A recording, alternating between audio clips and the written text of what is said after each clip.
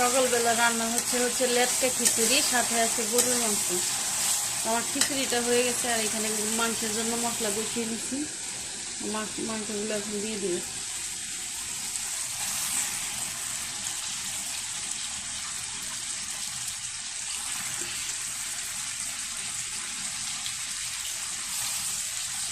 কার কার পাতলা খিচুড়ি খেতে ভাল লাগে কমেন্ট করে জানিয়ে। আমাদের মানিকগঞ্জের ভাষায় বলে এটাকে লেটকা খিচুড়ি। আমি খিচুড়িটা আগে রান্না করে রাখছি, মাংসটা একটু পরে বসিয়ে দিলাম।